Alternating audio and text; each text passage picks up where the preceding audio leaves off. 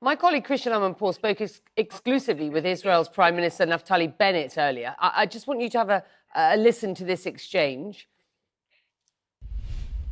When the world sees, and when Palestinians see, and when your region sees Israeli soldiers inside that mosque, it creates a lot of tension, a lot of unease. Why do you allow Israeli soldiers to go into that mosque? Yeah, well, Christian, there you go again, starting the story in the middle. But the actual fact is that last Friday, at about 5 a.m. in the morning, roughly 300 Palestinian rioters entered Temple Mount Mosque with explosives, with stones.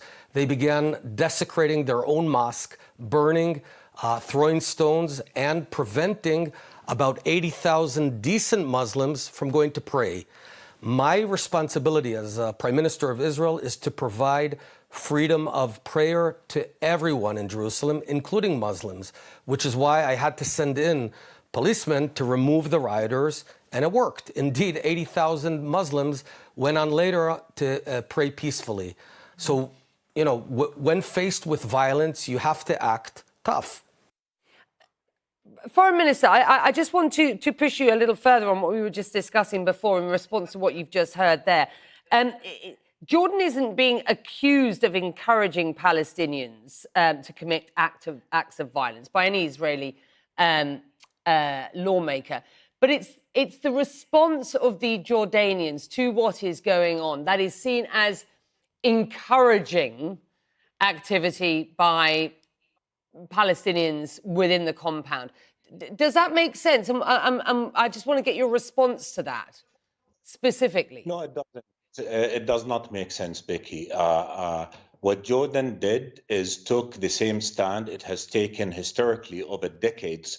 It took last year, it took this year, that the status quo, the historical legal status quo of the Haram must be respected, that freedom to prayer for Muslims in the Haram must be respected, limitations on access to the Haram must be lifted.